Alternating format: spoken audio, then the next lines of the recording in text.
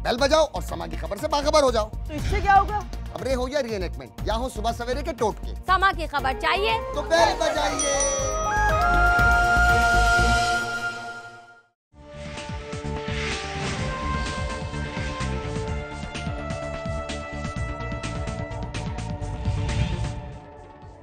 आप देख रहे हैं न्यूज बीट पारस जहांजेब के साथ। कुलभूषण यादव और भारती बौखलाहट, छोटे भाई बड़े भाई आमने सामने, पैनामा केस, तवक्कात और उम्मीदें, हो क्या रहा है? ये हैं वो बीट्स जिन पे बात करेंगे अवामी मुस्लिम लीग के सरबराह शेख रशीद अहमद से।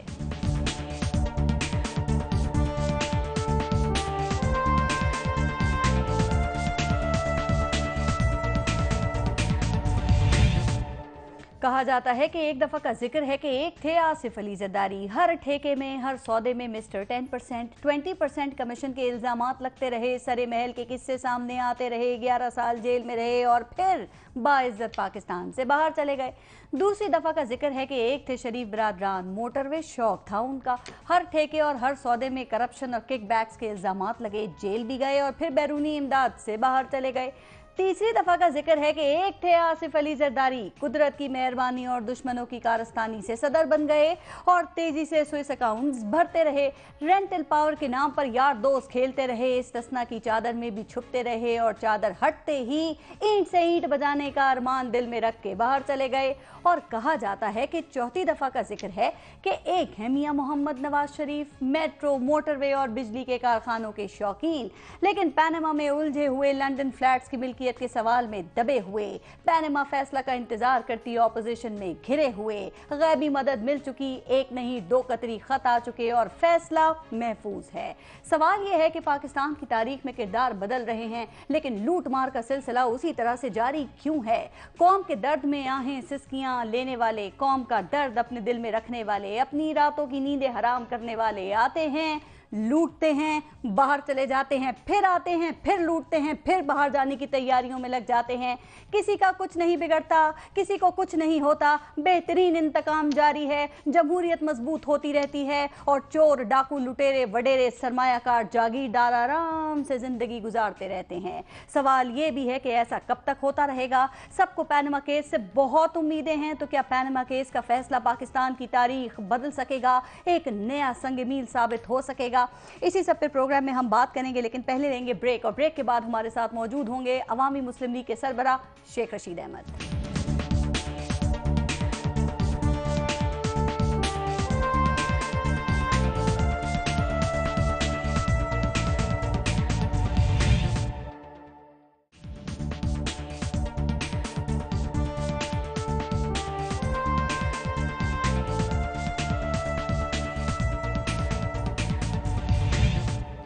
अस्सलाम वालेकुम शेख रशीद अहमद साहब, बहुत शुक्रिया आपका। सर, सियासी मामलात पर, हालात पर तो आपसे बात अभी होगी, लेकिन पहले ज़रा बात कर लेते हैं उस बात पर जो कि मुल्क व कौम के लिए ज़रूरी है, और वो है कुलभूषण यादव। हम कुलभूषण यादव की फांसी का फैसला कर चुके हैं। क्या ख्याल है, फांसी हो जाएगी? क्योंकि भारत इस मामले को हमारी सुप्रीम कोर्ट में उठाना चाहता है, क्या इजाज़त दी जाए, देनी चाहिए? मेरे ख्याल में फ़ौज ने बहुत ज़बरदस्त शॉट खेली है। इंडिया अंडर प्रेशर है, इस पर टोकरा रखना है, जहां मर्जी इंडिया जाए जाने दें, हमें अपना केस साउंड रखना है, फांसी देनी है। और उसके लिए अगर वो टाइम लेते हैं तो रुसवाई, शर्मिंदगी और दहशतगर्दी में मुलव्वस होना इंडिया के हाथ आता है। हमारा अपर हैंड है। और ये अजीत का जो रिश्तेदार है और जिसका बाप बॉम्बे में ये 1987 में पास आउट हुआ और इतनी जल्दी इसने देखें ये इंचार्ज बना इस सारा पाकिस्तान में अनडिक्लेयर वॉर को हेड कर रहा था। मैं इसको दहशतगर्दी नहीं कहता, इट्स अनडिक्लेयर वॉर। बलूचिस्तान में जो हमारी मुस्तकबिल की सारी मनसूबाबंदी है, ग्वादर की, पसनी की, मारवाड़ी, उस इंस्टॉलेशन पे इंचार्ज था। कराची में जितना असला निकला इसकी वजह से निकला है। भले सुप्रीम कोर्ट जाए, किसी कोर्ट जाए, इंडिया को वो कानूनी इख्तियारात और हक अगर मिलते हैं जो अपील करने के हैं, तो जाहिर है वो एडमिट करेगा कि हमारा जासूस है। इस पे आगे बात करती हूँ, लेकिन एक बात, शुरू में आपने प्रोग्राम की फौज की सर, आप फौज को अलग क्यों कर देते हैं? ये हुकूमती वुज़रा कह के थक गए हैं कि फौज हुकूमत से अलग नहीं है। फौज को अलग है। गुलभूषण यादव का एक दिन नवाज शरीफ ने नाम लिया तो बताएं, एक दिन नाम लिया तो बताएं। सख्त फैसलों को आप फौज से जोड़ देते हैं, क्या मियां साहब में हिम्मत की जरूरत नहीं है सख्त फैसलों की? ज़ुबैर वो गवर्नर जो काउंसलर नहीं बन सकता, वो जो वो कह रहा है उसकी औकात है, उसकी हैसियत है, क्या पिद्दी का शोरबा। मुझे तो असद उमर का सारा कैरियर वो तबाह करते दिखाई देता है। उसकी सारा झाड़ू फेर दिया है अपनी उसने बदबूदार किरदार की वजह से, और लोग समझते हैं यार ये उसका भाई है। देखें भाई मुनाफिक भी हो सकते हैं, भाई नलायक भी हो सकते हैं, नकम्मे नकट्टू फर्क भी हो सकता है और एक जैसे भी हो सकते हैं। नहीं, एक जैसे नहीं हो सकते। असद उमर उससे बहुत बेहतर है, वही है कलमुआ सा। सर लेकिन देखें, कुलभूषण की फांसी के हवाले से जो कुछ भारत में बात हो रही है, उनका गम गुस्सा है, उनकी पार्लियामेंट के अंदर जो बातें हो रही हैं, और वो आखिरी हद तक कहते हैं हम जाएंगे उसको बचाने के लिए। हमारी पार्लियामेंट ने, हमारी हुकूमत ने इसका उसी जबान में उनको जवाब दिया है? अब तक नहीं दिया तो क्यों नहीं दिया? इसलिए कि नवाज शरीफ एक डरू लीडर है, उसके एसेट सारी दुनिया में फैले हुए हैं। अभी तो ये सिर्फ 4 फ्लैट हुए हैं, फैसले के बाद देखेंगे दुनिया में ये दौलत जो हमारे खून और पसीने की इन्होंने चूसी है, इनके नसीब में नहीं है, आसिफ जरदारी के भी नसीब में नहीं है। ये लोग सजा के तौर पे दौलत जमा कर रहे हैं। ठीक है, ये कह रहे हैं कि स्विट्जरलैंड में हम कानून बना रहे हैं जी, इतने बिलियन डॉलर है। वो शेख सईद का एक नोटिस भेजो ना कि सिर्फ शेख सईद का नवाज शरीफ साहब बता दें स्विट्जरलैंड में कितना अकाउंट था पिछले 10 सालों में, और क्या क्या अकाउंट से निकाला गया। सर आप इन लीडर्स की बात करें, लेकिन देखें अयाज सादिक ने कहा कि जो सरताज अजीज हैं वो आए थे जो पॉलिसी है हमारी कौमी उस पर बयान देने के लिए, लेकिन कोरम पूरा नहीं था। शेख साहब, ये कौमी सलामती के इश्यूज पे बात करने के लिए ये कोरम पूरा ना हो तो ये पार्लियामेंट क्या कर रही है? ये 342 मैं रिपीट नहीं करना चाहता, ये किस मर्ज की दवाएं? मैं रिपीट नहीं करना चाहता। इस कौम ने अवामी मुस्लिम लीग को सिर्फ 1 सीट दी। अगर मेरी ज्यादा सीटें होती, ये सारी कौमी असम्बली शुक्रिया अदा करे पीटीआई का, एमक्यूएम का और पीपल्स पार्टी का। एक दिन भी कोरम पूरा नहीं हो सकता। इनकी कोई दिलचस्पी नहीं। कहां होते हैं, कहां मसरूफ है, इनकी कोई दिलचस्पी नहीं है, कोई इनके लिए इनकी कोई दिलचस्पी नहीं है। ये नवाज शरीफ से मजबूरी के तहत के टिकट मिलेगा, फंड मिलेंगे, इलाके के काम होंगे और ठिंगा वोट। और रजा रबानी साहब भी इसी बात पे नाराज हुए ना कि सवालों के जवाब देने के लिए मिनिस्टर्स आते हैं। और रजा रबानी, अब मैं क्या अर्ज करूं, वो तो रो पड़े वोट देते हुए। 14 साल की दुशीदा जो अक्सर रो पड़ते हैं, और कल वो देखें नाराज हुए इस बात पे वो कि नहीं आ रहे वो जरा जवाब देने के लिए। उधर आ रहे हैं हमारी कौमी असम्बली में। देखिए यहां जितने सेनेटर्स हजरात हैं जो कह रहे हैं उनको जवाब नहीं मिल रहा, तो क्या कौमी असम्बली में ये सिस्टम कोलैप्स हो गया है? खबर यह है कि उसका जो एतराफी बयान है ना, उस पर नया डोजियर बनाया जा रहा है। जो पिछले डोजियर बने थे उस पर हमारे वजीर आजम और वजीर खारजा मियां मोहम्मद नवाज शरीफ और उनकी कॉम्पिटेंट टीम सरताज अजीज और तारिक फातमी को फायदा उठा सके, भारत को दहशतगर्द मुल्क करार दे सके सर, या हमने जाया कर दिया वो? देखें, तारिक फातमी की अपनी लॉयल्टी जो है क्वेश्चन मार्क है। वो डॉन लीक्स में मुलव्वस पाया जा रहा है और वो टेबल के नीचे काम कर रहा है। वजारत खारजा के दफ्तर के नीचे बैठा हुआ है, उसकी बेगम साहबा एनजीओ चला रही हैं दफ्तर खारजा में बैठ के। और क्या डॉन लीग को ये लोग कह रहे हैं कल परसों तरसों, ये 10 निसार कह रहे हैं 2-3 दिन में रिपोर्ट आ जाएगी, वजीर आजम को दे दूंगा, मीडिया को भी सुकून आ जाएगा। ना मीडिया को सुकून आएगा, ना वजीर आजम को सुकून आएगा, ना चौधरी निसार की जो रिपोर्ट है। वो खुद चौधरी निसार पिछली मीटिंग में कह चुके हैं कि अस्करी इदारों की और सिविल इदारों का डिफरेंस ऑफ ओपिनियन। तो क्या अब इत्तफाक राय अब खत्म हो गया जो वो कह रहे हैं 2-3 दिन में रिपोर्ट आ जाएगी? देखें, ये अदालत नहीं है कि 3 एक तरफ हुए और एक तरफ हुआ तो या काम चल जाएगा या 3 एक तरफ होगा। मेरा नहीं ख्याल अगर इत्तफाक हो चुका होता तो इस वक्त तक रिपोर्ट आ चुकी होती। शेख साहब, आप ये कहते हैं कि फौज जो है वो तारिक फातमी और परवेज रशीद की कुर्बानी को कबूल नहीं कर रही है, लेकिन कुछ लोगों का कहना यह है कि डॉन लीग्स पे कोई सख्त फैसला ना हो, इस पे इत्तफाक हो गया है, तो वो जो बड़ा बकरा जिसकी आप कुर्बानी की बात करते हैं उसका क्या होगा? वो ड्यू है?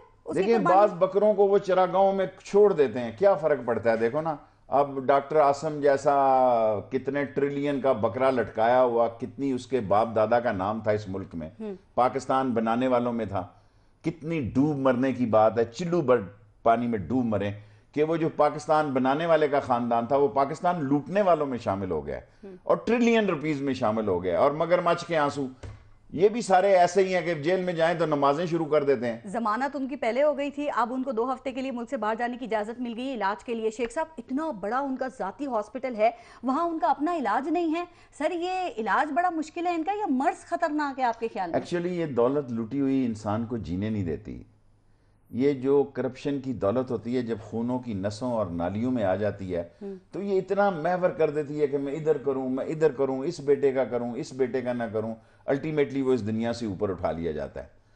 अल्टीमेटली ये दौलत जो है ये कोई इनको कफन में भी नसीब नहीं होगी। अगर डॉक्टर आसिम बाहर चले गए, अब तो उनको इजाजत मिल गई, आपके ख्याल में क्या वो वापस आएंगे? नहीं, तो फिर वो इसी तरह एक केसत उसके पीछे पीछे आदमी लंदन कनाडा में कहेगा ये चोर है, ये पाकिस्तान से भागा हुआ चोर है, लोगों इसकी तरफ तवज्जो दो, ये पाकिस्तान से हमारी दौलत लेकर डूबा है, वो करोड़ों की तादाद में यहाँ, क्या जिल्लत की जिंदगी है। फिर 340 अरब रुपए के इल्जामात का क्या होगा, इसका और बता दें, फिर वापस जरा चलते हैं पनामा के ऊपर बात करेंगे, जो उन पे इल्जामात है डॉक्टर आसिम के ऊपर। देखें, अल्टीमेटली ये कौम बगावत की तरफ जा रही है। ये अपाहज, लंगड़े, लूले, मुर्दा ज़मीर लोग और ये भेड़ बकरियां और ये जली गली सड़ी सब्जियां, इस मुल्क की 20 करोड़ लोगों में गैरतमंद लोग निकलेंगे और एक ऐसा अलम बुलंद करेगा, एक ऐसा अलम बुलंद करेगा, क्योंकि जब नाइंसाफी कानून बन जाएगी तो इस मुल्क में बगावत होगी, आम लोग बगावत करेंगे, सिविल वॉर होगी इस मुल्क में, क्योंकि लोग देख रहे हैं सब कुछ। नौजवान उस जगह पहुंच चुका है। नौजवान हमें क्यों मोहब्बत से देखते हैं? ये बातें पिछले 2 साल से कर रहे हैं आप सारी। मैं बगावत की बात आज पहली दफा कर रहा हूं। मैं आप खूनी जंग और इनकलाब और मैं सड़कों पे आने की बात करता था, मैं कहता था मरो मर जाओ।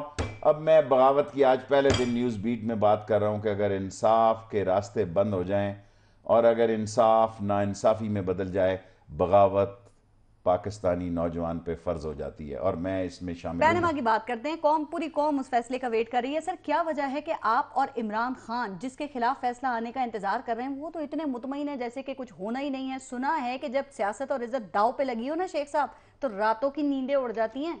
जनाब अली, ये जैकबाबाद मैं लेके गया हूं उनको, ये पता नहीं कहाँ वो कह रहे हैं कि मैं खाली हाथ नहीं आया, जैसे उधर से पीछे जाती उम्रा का माल लेकर आए हैं। पीपल्स पार्टी ने काम नहीं किया ना, वो तो कहते हैं मैं बांटने के लिए आया हूं अवाम में पैसे। देखें, नवाज शरीफ के साथ मैंने काम किया, जब वो जाने वाले हों ऐसे काम करते हैं। मैं किसी पे इल्ज़ाम नहीं लगाता। जब नवाज शरीफ का चल चलाओ वो ऐसे ही बांटते हैं, जाए पुत्र लावी रे 200 अरब तेरा, जा 100 अरब तेरा, जा 300 अरब तेरा, बाद में पता लगता है चेक ही बाउंस हो गया। पीपल्स पार्टी कहती है अलविदाई मुलाकातें कर रहे हैं, आप भी ऐसे ही समझते हैं? मुझे पीपल्स पार्टी का तो नहीं पता, लेकिन ये मुल्क अब नवाज शरीफ की क़यादत में नहीं चल सकता। सर, वो ठीक है, आप कहते हैं कि जजेस ने कहा, बल्कि जजेस ये बात करते हैं कि ऐसा फैसला देंगे कि सदियों याद रखा जाएगा। इसका जवाब इसहाक डार साहब ने दिया। वो कहते हैं कि अदालत का हर फैसला सदियों याद रहता है। तो जवाब दे दिया ना, मुतमईन है, कोई सबूत अदालत के इसहाक डार की बदनसीबी यह है कि वो सेनेटर अगर कौमी असम्बली का मेंबर होता ना तो मसले इतने ना होते हैं। इसहाक डार का मेजर प्रॉब्लम यह है कि उधर दरगाह पे बैठ के ही CBR चला सकता है पीर सरफराज के पास, जो इन्होंने क्या मैं कहूँ इस मुल्क के साथ कोई एक आदमी कर रहा हो तो तब बात है ना। हमारे अस्पताल नहीं बन सकते जनाब, 99% बने, हमारे कॉलेज नहीं बन सकते। हमारी शेख रशीद एक्सप्रेस वे, हमने कहा जनाब मियाँ शरीफ एक्सप्रेस वे रख दो, एक अगला एस पिछले एस के साथ लगा दो, बनाओ। लेकिन इसलिए नहीं बन सकते जी कि हम 100 अस्पताल बनाएंगे, जो 90% बना है, क्योंकि मौत वाक़या होती है। इंशाअल्लाह ताला मैं अकेला ज़रूर हूँ, लेकिन सारी कौम के सामने इस इलेक्शन कैंपेन को मैं इमरान खान के साथ मिलकर चलाऊंगा। इस पे बात करना बहुत ज़रूरी है सर, लेकिन आपको ये यकीन क्यों है कि पनामा का फैसला 62-63 पर ही आएगा, जो आपका केस है? मेरा ये दिल कह रहा है कि ये फैसला अल्लाह शेख रशीद को इज्जत देने जा रहा है। जब अल्लाह किसी शख्स को इज्जत देना शुरू हो जाए, बेशक उसकी सीट एक ही हो, वो दुनिया के दिलों पे हुकूमत करता है, कोई शक नहीं है। और अल्लाह मुकल्लबुल कुलूब है, वो जब लोगों के दिल फेर दे तो वो शेख रशीद जैसे आम से इंसान के लिए भी दिल में गुंजाइश पैदा कर देता है और लोगों में यकीन बिठा देता है कि ये सच कह रहा है, और इंशाल्लाह 62-63 पर फैसला आ करेगा। ये एक ऐसा केस है जिसकी रोजाना की बुनियाद पे समाअत हुई है, और आपने कहा कि मैं इतना पाबंदी से स्कूल नहीं गया जितनी पाबंदी से मैं कोर्ट गया हूँ, तो ये फैसला आने में ताखीर क्यों हो रही है, क्या वजह लगती है? ताखीर देखें, मैंने एक काम किया है, मैं लॉ एक्सपर्ट नहीं था, एक एक चीज में नोट करता रहा, एक एक पॉइंट मैंने अंगुश्ते बदंदा कर दिया पांचों जजेस को। पांचों जजेस मुंह में उंगलियां और मुंह में यूं बैठ के मैंने कहा जी ये माय लॉर्ड 372 सवाल किए हैं इन वकला से आपने जी। 372 सवाल किए हैं, एक जवाब इन्होंने नहीं दिया, तो इनका केस क्या है? सलीमुल्लाह कलीमुल्लाह कलीमुल्लाह सलीमुल्लाह, सब चोर चक्के चौधरी और गुंडी रन बरदार। आने में इतनी देर क्यों हो रही है? बहुत बड़ा फैसला है, कितना इंतजार करना मैं जजेस पे इत्तफाक करता हूं, बेशक हमारे खिलाफ भी फैसला है, बर्रे सगीर की तारीख का इतना बड़ा फैसला और 5 इतने कॉम्पिटेंट जज, एक एक आधा छोटा मोटा इधर उधर हो जाता है, हल्का ठीक है, फुल्का आपको नज़ला एतमाद जुकाम। है, कितना इंतजार और करना पड़ सकता है? मैं इस महीने आपके ख्याल में, मुझे दिल कर रहा है मेरा कि इस महीने में फैसला हो जाएगा, शायद इसी हफ्ते में ही हो जाए। आइंदा आने वाला जो हफ्ता है, कल से शुरू हो रहा है एक शॉर्ट नोटिस के साथ, लेकिन इस हफ्ते में ना हुआ तो उस हफ्ते में, इस महीने के अंदर अंदर, मैं पहले दिन से कह रहा हूं मैं इस पे स्टैंड करूं। आप लोग अक्सर कहते हैं कि मुस्लिम लीग नून जजेस के ऊपर दबाव डालती है, क्या ख्याल है इस केस में कोई ऐसी कोशिश की गई होगी? देखिए, इंटरनेशनली मुझे खतरात की बू आ रही है, लेकिन ये जजेस इंटरनेशनल बू आ रही है आपको इस चीज? मुझे आ रही है, मुझे आ रही है, कल परसों से आ रही है, जब ये अमेरिकन कालें लगा रहे हैं। और देखो ना, ये तो खाला का बेटा है, ये हर दफ़ा नए रिश्तेदार बन जाते हैं, कभी कतरी, कभी सऊदी, कभी टर्की, कभी ताल्लुकात यूएसए। हैं। तल्लुकात खाक हैं जी, पाकिस्तान की अहमियत है, इनके क्या है, इनका क्या अच्छा सर, वो जजेस की ये बात हो शेख रही का थी। पहाड़ा नहीं आता इनको, इनका क्या, इनको पता नहीं वीएन क्या, इनके घर में ना कोई किताब है ना इल्म है, इनको क्या पता कि दुनिया में क्या हो रहा है, इनको क्या पता कि सीरिया की सूरत हाल का क्या हाल है, इनको क्या पता कि पिंगयांग इन्होंने देखा ही नहीं होगा। शेख रशीद ने कुछ 7 दफा देखा होगा कि पिंगयांग की जो मामलात बढ़े तो वो अब किस शेख तरह। रशीद की बात की ना, तो उन्हीं की सारी बातें छोड़ के उन्हीं की बात करते हैं। शेख रशीद अहमद को इस केस से पीछे हटने के लिए क्या कोई प्रेशर डाला गया या कोई ऑफर हुई है? मैंने खान साहब से जब ये सवाल किया ना, तो खान साहब ने कहा कि मुझे बड़ी हैंडसम ऑफर हुई थी पीछे हटने के लिए इस केस में। अल्लाह ना करे शेख रशीद की से कोई ना किसी ने की, ना किसी में जुर्रत है। और नवाज शरीफ जितना शेख रशीद को जानता है, नवाज शरीफ जितना शेख रशीद को जानता है कोई नहीं जानता, और जितना शेख रशीद नवाज शरीफ को जानता है कोई नहीं जानता। मैं अंदर का आदमी था और उसको मेरा पता है कि मैं किस मिजाज और किस समाज और किस सोच का आदमी हूँ। और मैं अब तो अल्लाह का मुझ पे बड़ा फजल है कि इतनी मेरी मतलब फॉलोइंग आप लोग, बिक नहीं सकते, कोई जुर्रत नहीं कर सकता। खान साहब को ये ऑफर करने की जुर्रत पता कैसे नहीं कर कोई ली गई? बेवकूफ़ी होगा।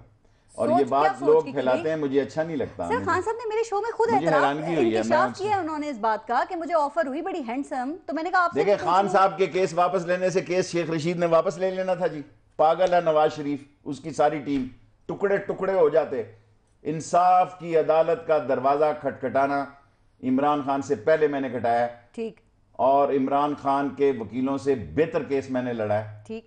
और तीनों वकीलों को मैंने शिकस्त फाश दी है, और इंशाअल्लाह ताला फतह हमारा मुकद्दर बनेगा। ओके, लेकिन फर्ज करें कि अगर इस केस में मियां मोहम्मद नवाज शरीफ साहब को जाती मुजरिम नहीं ठहराया जाता, तो क्या आप समझते हैं कि वो अपनी सियासत को पैनामा स्कैंडल से निकालने में कामयाब हो सकते हैं जाती तौर पे? अगर आखिरी सांस और खून के आखिरी कतरे तक जंग जारी रहेगी जुल्म और चोर बाजारी। और मेरा ईमान है कि ये सारे लोग पाकिस्तान के लूटने वाले ग्रोहों में शामिल हैं, पाकिस्तान की खिदमत करने वालों में शामिल नहीं है। अगर फैसला हक में आता है, नहीं आता, मियां साहब के हवाले से बात करी हूं, आपके ख्याल में इनके पास ऑप्शंस क्या हो सकते हैं? क्या मियां साहब को दूसरा वजीर आजम ला सकते हैं, या फिर असेंबली डिसॉल्व करके इलेक्शन करवाना चाहेंगे? मेरा तो ख्याल है वो नए इलेक्शन की तरफ जाने की सोच रहे हैं, और वो किसी पे ट्रस्ट नहीं करेंगे, और उनके पास ट्रस्ट का कोई बंदा नहीं। दुनिया इधर की उधर हो जाए, हमजा एक नेशनल असेंबली का मेंबर है, उसको कभी प्राइम मिनिस्टर नहीं बनाएंगे। क्यों? मैं तो आपको इतनी बात बता दूं, काफी है। दुनिया इधर की इधर हो जाए, हमजा शहबाज को नवाज शरीफ 3 दफा असेंबली तोड़ देगा, प्राइम मिनिस्टर नहीं बनाएगा। खानदानी मसाइल हैं कोई? ऑफ कोर्स, इक्तदार बड़ा पैनामा के फैसले के बाद हक में आता है या खिलाफ आता है, दोनों सूरतों में आपके ख्याल में क्या मुस्लिम लीग नून इसी हैसियत में इसी तरह मजबूत रहेगी? क्या शरीफ फैमिली की ग्रिप इस पार्टी पे इसी तरह रहेगी, या फिर पंछी उड़ने की तैयारियां करने लगे हैं शेख साहब? लेकिन डिपेंड करता है, जो लोग पीछे से चलमन के पीछे काम करते हैं वो को काम करेंगे या नहीं करेंगे। अगर तो वो इसी तनख्वाह पे काम करेंगे, फिर तो मैं ऐसे समझता हूं कि ये इलेक्शन जो हैं डिपेंड करेगा कि इमरान खान क्या स्ट्रेटजी अपनाते हैं। अब यही बता दें कि पैनामा के फैसले के बाद शेख रशीद और इमरान खान की सियासत क्या रुख इख्तियार करेगी? दोनों की हमने स्ट्रेटजी बनाई है। अगर हम जीतते हैं तो शाम को इंशाअल्लाह ताला सारी कौम को कॉल देंगे। किस चीज की? Let's have a celebration. अच्छा, सेलिब्रेशन की कॉल होगी। कि ताबूत निकल गया, उसमें कोई नई मुतालबात तो नहीं होंगे सामने, या कोई एहतजाज या कोई तहरीक चलाने की बात तो नहीं होगी? इसकी कोई गारंटी नहीं दी जा सकती। गवर्नमेंट पे जल्दी इलेक्शन कराने के लिए दबाव डालेंगे, क्योंकि आप तो वैसे ही कहते हैं 2017 इलेक्शन ईयर है। मैं तो 2017 को हर साल का internationally, financially, politically, world wise, internationally, मैं 2017 एक खूनी किस्म का साल समझता हूं, और इसमें इंटरनेशनल पॉलिटिक्स में भी कोई बहुत बड़ा फड्डा हो सकता है। आप ये कहते हैं कि अब जब भी इलेक्शन होंगे पाकिस्तान की तारीख शफाफ तरीन इलेक्शन होंगे। शेख साहब, अगर कमर सही बाजवा की जो इर्द गिर्द की जो टीम है, जो बातें मुझ तक पहुंचती हैं, मैं ये समझता हूं कि इस दफ़ा कियानी की तरह ये नहीं होगा कि फौजी ट्रक डिब्बे के बाहर खड़ा होगा, इस दफ़ा फौजी डिब्बे के ऊपर भी खड़ा होगा, इलेक्शन फेयर होगा। लेकिन सर वो इलेक्ट्रॉनिक जो वोटिंग मशीन्स हैं वो टेस्ट नहीं हुई, इलेक्शन रिफॉर्म्स नहीं हुई, इलेक्शन कमीशन वही है, अमला वही है, लोग वही हैं, आप किस बुनियाद पे और ये बात कर रहे हैं? देखें, ये बातें इमरान खान करेगा तो बेहतर करेगा, मैं करूंगा तो लोग कहेंगे कि डिस्क्लोज हो गया। मैं इलेक्शन कमीशन से शेख रशीद पर जो उन्होंने एतराज़ लगाया, इलेक्शन कमीशन ने 100% ठीक लगाया। ठीक है जी, ठीक है। मैं अगर बेईमान किस्म का सियासतदान नहीं हूं, मैं उठ के कहूं जी इलेक्शन कमीशन तेरी ऐसी की तैसी, आई एक्सेप्ट दिस के मेरे जो स्टाफ है उसको इस गाड़ी दो के डेट और उसका वोचर, उसका चेक, सारी चीजें साथ देनी चाहिए थी। इट्स ए गुड साइन कि मेंबर से इलेक्शन कमीशन पहले ही पूछ दे कि भाई 10 गाड़ी कितों आई है, पैसे कहां से आए हैं। दिस इज राइट, उनका केस ठीक था, मैं गलती पे था, मैंने सबमिट किया कि भाई ये चेक था, आधे घंटे की मार थी कि ये पैसे थे। अब ऐसा ना हो ना कि इस वक्त शफाफियत की बातें हो रही हैं, फिर जब इलेक्शन हो जाएं तो फिर वो धांधली और पंचर के नारे और फिर वो सड़कों पे एहतजाज। देखिए, धांधली करना भी एक अब अमेरिका में नहीं धांधली का होगा कि रूस कर गया, कल परसों यूरोप में हो रहा है। अब तुर्क साहब ने सदारती निज़ाम ले आया, उसने कहा है जा पुत्र रावी तू प्राइम मिनिस्टर घर जा और नायब सदर प्राइम मिनिस्टर होगा। देखें, हर आदमी अपने दिफा में लगा हुआ है, गैर मकबूल कियाते हैं। वो वक्त खत्म हो गया कि जमाल नासर है, डिगोल है, होची मिन है, मौजे तंग है, ये गुड्डू पप्पू, नवाज शरीफ, अर्दगाल, ये चू चू चू चू चू चू चैचा। आपने एक और दावा किया, आपने ये कहा कि इस दफा 55-56 दोनों सीटों से इलेक्शन लड़ूंगा और जीतूंगा। एक तरफ हनीफ अब्बासी और एक तरफ कोई और स्ट्रॉन्ग कैंडिडेट होगा, लेकिन अब तक दोनों ये कह रहे हैं कि जो एक सीट है ना ये भी नहीं रहने देंगे, जो बल्दियाती इलेक्शन है ना उसी की तारीख दोहराएंगे। ये एफिडीनों के काम 2-2 टन। मैं तो शहबाज शरीफ को मैंने कल परसों पैगाम भेजा है, मैंने कहा शहबाज शरीफ 9 टन एफिडीन में से पीपल्स पार्टी के दौर में एक आदमी को 2 टन मिली 10 बिलियन रुपीस की स्मगलिंग की, मंशियात की, तूने उसको सपोर्ट में लगा दिया। अल्लाह के कब्जे में इज्जतें होती हैं, इस दफा मैं आसानी से जीतूंगा, मैं कह रहा हूं। आगे हारना जीतना इस्लामाबाद रावलपिंडी मोटरवे है ना, उसमें 1 रुपए की करप्शन साबित कोई कर दे, चैलेंज किया हनीफ अब्बासी ने, ये चीजें उनको मदद नहीं देंगी वोट दिलवाने में, जीतने में सर उस हल्के से। देखें, अभी तो इलेक्शन आने देना, अभी तो मैं इलेक्शन की कैंपेन नहीं कर रहा, अभी मैं 56 में गया। अच्छा देखिए, वो अपने काम की बुनियाद पे वो बात करे, आपको यकीन कैसे है कि आप ना सिर्फ इलेक्शन जीतेंगे बल्कि पहले से ज्यादा वोट्स लेंगे इन हलकों से? मेरा ख्याल है कि मेरे शहर ने मुझे अपनी इज्जत का निशान बनाया और 28 तारीख को उसने मुझे ये अवार्ड दिया कि इसने कमिटमेंट की थी, इसने पहली दफा मेरी शेख बरादरी मेरे साथ खड़ी हो रही है।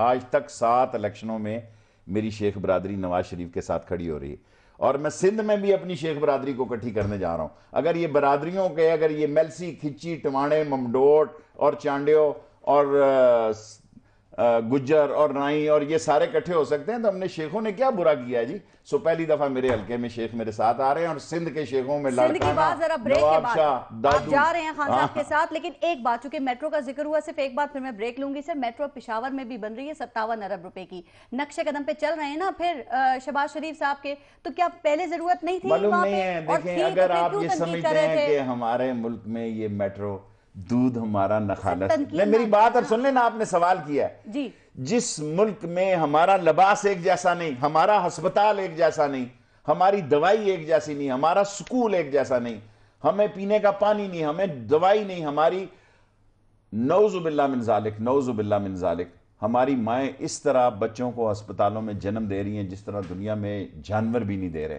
3-3 एक बेड पे लेटी हुई हैं। क्या बातें कर रहे हैं? मेट्रो बना दी, कस्तन दुनिया फतह कर लिया आपने जनाब, कस्टम दुनिया आपने फतह कर लिया, 30 बसें चला दी जनाब हमने, सारा मुल्क लूट के ले गए। 800-800 रुपए के फ्लैट, एक फ्लैट बेच के, एक फ्लैट बेच दें, 55-56 पे लगा दें इसका नक्शा पर। 60 तालीमी इदारे बनाए हैं हमने, यूनिवर्सिटी वेमन दी है। पहले मेट्रो पे फिर इतनी तनकीद करनी नहीं चाहिए। मैं नहीं कहता, मैं तो कहता मैं सब सारा शहर देखे, एक ही हल था। मैं खुदा को गवाह बना के कहता हूँ, हल्के की वजह से नहीं कहता कि शेख रशीद एक्सप्रेस वे, मैंने खुद शहबाज शरीफ को पहली मुलाकात जब मिली, उनको कहा ये आप बना दें, नाला लई के साथ सलाब भी रुक जाए और आप अपने वालिद के नाम बना दें। जिद का तो कोई इलाज नहीं ना, तो फिर जिद का तो इलाज टिट फॉर टैट है, इधर से भी टैट ही होगा इंशाल्लाह। ब्रेक ले लेते हैं, देखते रहिएगा न्यूज़ बीट।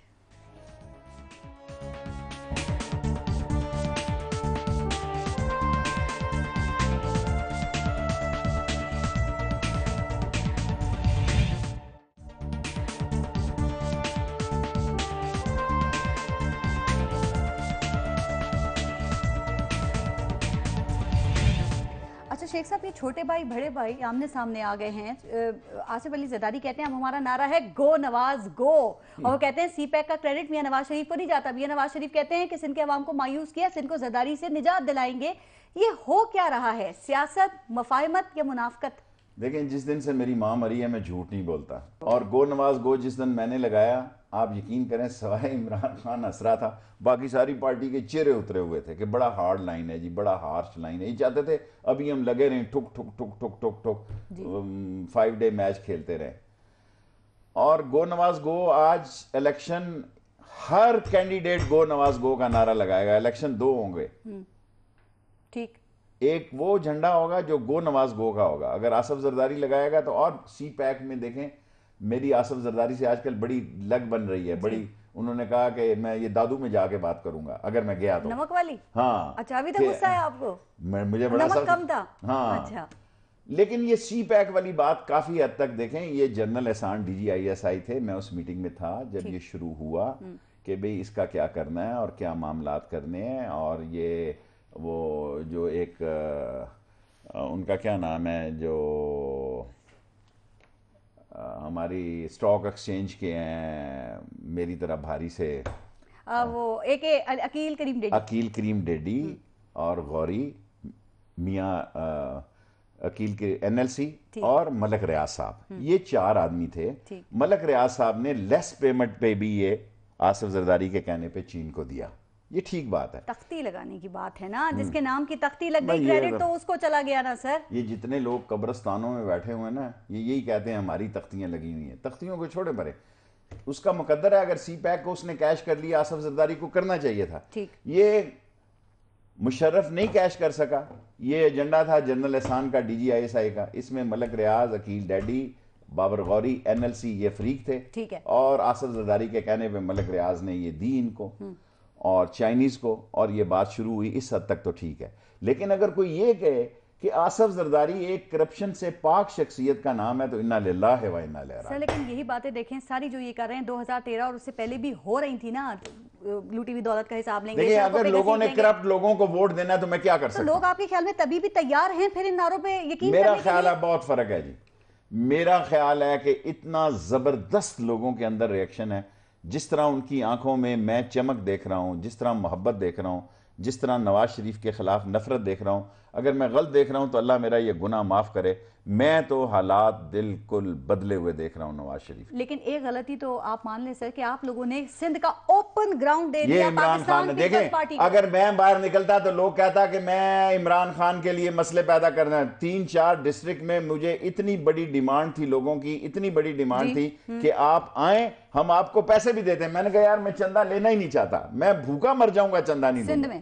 सिंध में ठीक देखें, लाड़काना मेरे इतनी बिरादरी के लोग हैं, दूसरी जगह लोग हैं, दादू में लोग हैं, ये सब लोग जैकबाबाद में हमारे लोग हैं। जितनी कॉलें मुझे सिंध से आती हैं कभी पंजाब से नहीं आई, और हर कॉल को मैंने यही कहा कि यार आप इमरान खान को ज्वाइन करो। ओके, ठीक है। क्योंकि अगर मैं ये कहता कि अवामी मुस्लिम लीग को ज्वाइन करो तो मैं एक मसला पैदा करता उसके लिए। सो मैं क्योंकि प्राइम मिनिस्टर का कैंडिडेट नहीं हूं, मिनिस्टर बनने की मैं 7 दफा वजीर रह चुका हूं। मैं चाहता हूं कि इस मुल्क में ऐसा निजाम आ जाए, काला काला रसूलुल्लाह का अलम बुलंद हो जाए, गरीब इज्जत पाए और मुल्क इस्तेकाम और इन चोरों से जान छूटे। इनके आगे हम इसीलिए आप सिंध जा रहे हैं, दादू में 22 मैं लियाकत देखें, मेरा लियाकत जतोई से ज्यादा अमीर जतोई से तल्लक था। मैं प्रिंसिपल पॉलिटिशियन हूं, मैं वली खान के और मुफ्ती महमूद के दौर का सियासतदान हूं। लोग मुझे अंडर एस्टिमेट करते हैं। सर आप ठीक है, लेकिन मुझे बताएं कि सिंध में जाके क्या आप ताकत का तवाजुन बदल सकेंगे, लोगों के जहनों को पलट सकेंगे, हर घर से निकलने वाले भुट्टो को रोक सकेंगे आप? सर देखें, सबसे तालीम याफ्ता लोग हैं, सबसे समझदार लोग हैं सिंधी। पंजाबी जो है ना वो लस्सी पी के सो जाए तो अलग बात है, सिंधी को अंडर एस्टिमेट कर रहे हैं ये लोग। अगर इमरान खान से मैं 2-3 साल से देखे ना, मैं उसी को कह सकता हूं ना यार सिंध में जा। मैं अब जब मिलता हूं उसको कहता हूं यार सिंध में जा। अब मैं खुद निकलूं, एक तरफ से निकलूं कराची से बाय रोड और निकलूं जाके उधर से DG खान से निकलूं तो अच्छी बात नहीं है ना। देर कर दी, लेकिन फिर भी कहा जाता है सर, और वहां भी लोगों तक अपना पैगाम पहुंचाने के बजाय अब आप इलेक्टेबल्स जो ताकतवर लोग हैं ना उन पर इन्हिसार कर रहे हैं आप। ये बात तो ठीक है? ठीक कह रहे हैं। देखें, ये अगर इमरान खान को लोग वोट दें, इमरान खान की, क्योंकि उस पार्टी में इमरान खान के अलावा कुछ नहीं है, तो ये तो स्टेटस को से लड़ रहे थे। लेकिन ये सारी पार्टियां वन मैन शो है। ये सारी पार्टियां पाकिस्तान की वन मैन शो हैं। फर्क क्या है? मुझे सिर्फ बिलावल पे यकीन था कि आसिफ जरदारी स्मार्ट आदमी है, बिलावल को आने देगा। सियासत इतनी बेरहम है कि उसने बिलावल की गर्दन पे भी सियासी छुरा फेरा कि नहीं मैं ही हूं, मंदिरों मुझसे बात करो, मस्जिदों मुझसे बात करो, चर्चों मुझसे बात करो, सारे कैंडिडेटों मुझसे बात करो, मैं हूं, मैं आसिफ जरदारी। लूट मार का प्रोग्राम और उसका सारा कैरियर तबाह कर दिया। इतनी, अब मैं क्या कहूं। और मुझे उसने ये बात कही कि शेख रशीद मैंने आना, मैं तेरा बड़ा फैन हूं। मैंने कहा अगर तू आगे आया ना तो तेरे लिए लाल हवेली के दरवाजे खुले, और अगर आसिफ जरदारी हुआ तो अस्सलाम वालेकुम। सर ठीक है, जब हर पार्टी इलेक्टेबल्स पे ये निसार कर रही है तो फिर फर्क क्या है पार्टियों के अंदर? सर फिर ये क्यों कहा जाता है एक ऐसा निजाम देखें, इसीलिए मैं कहता हूं कि नौजवान देखें। मुझे एक ही स्कोप नजर आता था और आता है अभी, मैं बिल्कुल मायूस नहीं कि तहरीक इंसाफ में नौजवान अकोमोडेट हो जाए। मैं पागल नहीं हूं जो इमरान खान के पीछे बगैर आंखें बंद करके चला हूं इतने वो साल। भी तो इलेक्टेबल्स ही देख रहे हैं सिंध में जाके। सर हल नहीं है इस सिस्टम में, ये कोलैप्स हो गया। कोई नया सिस्टम, कोई नई सियासी सोच, एक नया निजाम, क्या इतना बड़ा लीडर है? ये तो मुझे एक बात समझा दें कि जो आजमाए हुए लोग हैं, जो पता नहीं कितनी दफा इख्तियार में आ चुके हैं, कुछ नहीं किया, इन पर आप अपना क्या करें? इनसे बेहतर करेंगे आप? अपाहज, बीमार ज़ेन, ये थके हुए रिंग पिस्टन बैठे हुए लोग, इनको यही चोर अच्छे लगते हैं। तो मैं क्या कर सकता हूं बताएं ना, मैं क्या कर सकता हूं? मैं तो शाम को, मेरे पास वसाइल नहीं है कि मैं 8-9 करोड़ का जलसा कर सकूं। और मैं अभी भी ना जाता दादू, यकीन करो। जतोई ने कोई 3 दफा मुझे फोन टकाए टिकट में। मैं कहा यार मैं हमीद जतोई के लिए आऊं तो आऊं, क्योंकि मैं ये समझता हूं कि सिंधी के हालात हम नहीं बदल सके। और आज बड़ी माजरत के साथ रेंजर्स हाथ जोड़ के खड़ी है इन चोरों के आगे।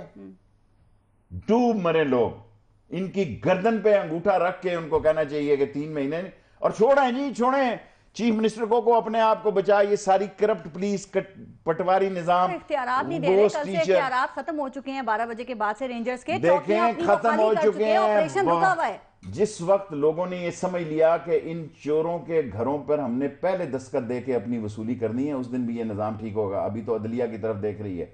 जब ये समझ आ गई कि हमारे लिए सारे दरवाजे बंद हैं, फिर ये लोग इनके दरवाजों पे जाएंगे और अपनी लूटी हुई दौलत का इंतकाम लेंगे, इनको घसीटेंगे। That is the only solution. Sir एक बात, ये पाकिस्तान पीपल्स पार्टी छोटे बड़े सूबे की जो बात करी कि ऐसे इसको कोई फायदा होगा, चूंकि ये बात करें वो जो 97 गैस के मंसूबे हैं ना, उसमें से 77 पंजाब में शुरू किए और बाकी जो 20 हैं वो छोटे सूबों को। तो आप भी समझते हैं छोटे सूबों के साथ ज्यादती? देखें, छोटे सूबों के साथ एक राय जो है वो एक जा रही है, और ये बदनसीबी है कि 18वीं तरमीम के बाद बहुत सारे मामला डिफरेंट हैं। और ये हकीकत है कि 4 मुख्तलिफ ज़बानें हैं, 4 मुख्तलिफ सूबे हैं, 4 मुख्तलिफ लिबास हैं, 4 मुख्तलिफ लोगों की ज़हनी सोचें हैं। एक कौमी कायद नहीं पैदा हो सका। और जो यहाँ गुड्डू पप्पू नवाज शरीफ साहब टाइप के पैदा हुए 800-800 रुपए के फिलहाल, यहाँ एक दरवेश आदमी पैदा होता, कौम उसके लिए जाने देती, खिड़कियों से छलांगे मारती। लोग कहते छोड़ो परे जी, लीडर है हमारा, क्या गया सिंध और क्या पंजाब और क्या बलोचिस्तान।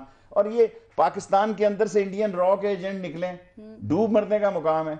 गुलभूषण यादव एक बहुत बड़ी कामयाबी है। बर्रे सगीर पाक और हिंद में इतना बड़ा बंदा नहीं पकड़ा गया दुनिया तारीख में, और नवाज शरीफ की जुबान चुप है। और अजमल कसाब के घर का पता बताना हो तो राइटर को नवाज शरीफ बता देते हैं, जाएं जी। ये से जरा अगर लिंक्स की आपने चूंकि बात की, तो अगर उज़ैर बलोच की हम बात कर लें, उसके जो इंकशाफात हैं, क्या ख्याल है पाकिस्तान पीपल्स पार्टी की जो आला क़यादत है उस पर वो एतराफ़ी बयान भारी पड़ सकता है? देखिए, जो पकड़े हुए थे 3, एलान अली को क्या मस्जिद बनाने के लिए 5 लाख रुपए दे दिया, उधर जा भाई, उधर तू खैराती तूने दाता दरबार फंड के लिए भेज दिया उधर। क्या शर्जील पे लोगों की मामलात, उसके सारे सेक्रेटेरिएट को आग लग गई। और ये जो बयान आए आसम के, उसने खुद बयान दिए, वो भी कोई 14 साल की दुशीजा तो नहीं कि डंडा रख के उसके सर पे उन्होंने बयान दे दिया, दिलवाया हो, या 16 साल की दुशीजा हो। 3 चोरों को तो आपने टोकरा रख के जाने दिया है। और अगर उज़ैर बलोच कोई बयान दे देता है तो उसकी क्या जमानत है कि परसों जब लंबी कार्रवाई होगी और पूरा रजिया भट्ट का नावल होगा तो वो अपने बयान पर कायम रहेगा। वो कहेगा 104 इसको, इस बयान को अहमियत भी नहीं दे रही, उसके एतराफी बयान को। वो कहते हैं 1 साल पुरानी बातें हैं, ये इंकशाफात पहले हुए थे। आप देखें जरदारी साहब आते जाते रहे, जो उनके लोग गए जो आप जिक्र करें वो वापस आ गए, कुछ नहीं हुआ। तो अब क्या होगा इस इंकशाफ इंसाफ चोरों के आगे हाथ जोड़ के खड़ा है। पुलिस इनकी हिफाजत में बैठी हुई है, पुलिस इनको प्रोटोकॉल देती है। जो पुलिस अफसर एक करप्ट आदमी को सलूट मार सकता है उसकी वर्दी को नोच देना चाहिए। सर वैसे एक बात बताइए, जो और वर्दी नोच के चौक में आग लगा देनी चाहिए कि कानून की अलामत और कानून का अलमदरदार जो है ये करप्ट आदमी को जानते हुए भी मुझे हया आती है ये सोचते हुए कि एक करप्ट पुलिस अफसर एक करप्ट मिनिस्टर को सलाम कर सकता है। एक करप्ट मिनिस्टर चाहता है कि उसका फेडरल सेक्रेटरी करप्ट हो। एक ऑनेस्ट मिनिस्टर को कोई फिक्र नहीं पड़ता कि उसके नीचे कितना स्ट्रांग आदमी फेडरल सेक्रेटरी आज उसने कहा भी इसने भी काम करना है। मैंने शेख साहब एक बात बताएं सर कि ये जो जराइम पेशा लोग हैं क्या ये सियासी जरूरत होते हैं? चूंकि कहा जाता है पीपल्स पार्टी हो, पीएमएलएन हो, पीटीआई हो, ज़ैर बलोच से भी सब मुलाकातें करते थे। देखें ये और बात हो, मैं इमरान खान के बारे में अपने बारे में आपको कह सकता हूं कि हमारा कोई बदमाश वाकिफ नहीं। लोगों ने मंशियात फरोशों को वोटें दी हैं बल्दिया में, ठीक है, लोगों ने जुआरियों को वोटें दी हैं, थानों का खर्चा वो उठाते हैं। हमारे कोई सोचे भी ना, हम 7-7 दफा वजीर आप हैं। नहीं हैं जिनको कम से आपने कम देखा, इमरान उनके बारे खान में तो की बात एक अलग करें। बात है, हम 7 दफा वजीर रहे हैं। कोई बंदा ये नहीं कह सकता कि हमने किसी दुकान का फैसला या कब्जा या ये, जिनको आपने अगर कोई देखा। ये कहे कि हमने पुलिस अफसर को कभी इस 30-25 साल में फोन भी किया है, जो चोर की सजा हो, पुलिस जाए भी जहन्नम में जाए। सर आपने क्लियर किया अपने आप को, लेकिन जिनको आपने ये सब करते हुए देखा उनके बारे में तो बात करें हम कि ये कर जराइम सकते पेशा हैं लोग ना। उनकी जरूरत क्या है। करें, मैं गन उठा के निकला हूं 007 दबंग शेख रशीद, तो बाहर बर्दाश्त करें निकला। हम फिर मैं तो यही कौम को तैयार कर रहा हूं कि तैयारी कर लो भाई, अगर इंसाफ सीधी उंगली से ना मिला, अगर घी सीधी उंगली से ना निकला, तो फिर हमें जुल्म के खिलाफ अलम बगावत बुलंद करना है, चाहे जान चली जाए या किसी की आ जाए, सब कुछ कबूल। आखिरी सवाल सर, 2013 के इलेक्शन में ये बिजली की लोड शेडिंग ये इशू था, इस वक्त फिर बहुत ज्यादा बढ़ गई है, कंट्रोल से बाहर हो रही है, तो आने वाले जो इलेक्शन हैं उसमें पैनमा के साथ साथ क्या बिजली की लोड शेडिंग फिर इशू बनेगा, होगा? इनके पास इतनी दौलत है, ये हर एक का मुंह चुप करा देंगे। अगर देखें ना, ये मीडिया ऐसी ऐसी लीडरों को जिनको सिर्फ एक जरा सी गोली लगी है और उनसे इश्तहार आ जाते हैं, ये चुप करा देंगे, ये खरीदेंगे। बोलो जी तुम क्या क्या खरीदोगे, बोलो जी तुम क्या क्या खरीदोगे, हर चीज यहां बिकती है। ये खरीदेंगे मीडिया को। ये कौमों का फैसला है, कौम फैसला करे। ये 100 साल भी लगे रहे, ये बिजली नहीं दे सकते, इतने प्रोजेक्ट्स लगाएं। ये सब झूठ के प्रोजेक्ट हैं। क्या हुआ नंदीपुर का, क्या हुआ कायदे आजम सोलर का, क्या हुआ दाशू का, क्या हुआ बाशू का, सब बकवास, सब झूठ। $1 अरब, क्योंकि आपका टाइम थोड़ा होगा, $1 बिलियन साहिवाल का, ये कहां से लाएंगे जी?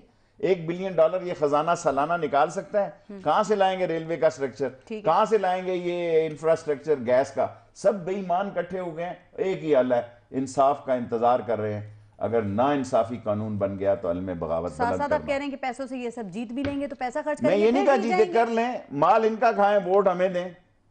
ऐसा हो सकता है? हो सकता है। हमारे साथ तो कई लोग बेचारे मेहरबानी करते हैं पिंडी में, माल इनका खाते हैं, वोट हमें देते यानी हैं। आवाम को इतनी अकल है या आ गई है? अब आनी चाहिए, अगर अब भी नहीं आई तो हम क्या कर सकते हैं? हम कोई 1.25 लाख दाता दरबारी तावीज तो नहीं पिला सकते इस कौम के कि ये तावीज पी लो, दाता दरबारी तावीज है, और इससे सारे आपके शऊर और अकल खुल जाएगी। सच के साथ खड़े हो, जो दिल और दिमाग कहता है, इंसाफ कहता है, अल्लाह और अल्लाह का रसूल कहता है, उसके साथ खड़े हो। बहुत शुक्रिया शेख साहब, आपने प्रोग्राम में हमें ज्वाइन किया। अवामी मुस्लिम लीग के सरबराह शेख रशीद अहमद प्रोग्राम में हमारे साथ मौजूद थे। क्या इस बात की कोई गारंटी है कि इस बार अवाम नारों और वादों के चक्कर में नहीं आएंगे, या यही जादू सर चढ़कर बोलेगा? सोचिएगा। अपना अपने मुल्क का ख्याल रखिए। पारस जहां से कोई इजाजत दीजिए, अल्लाह ने के बाद।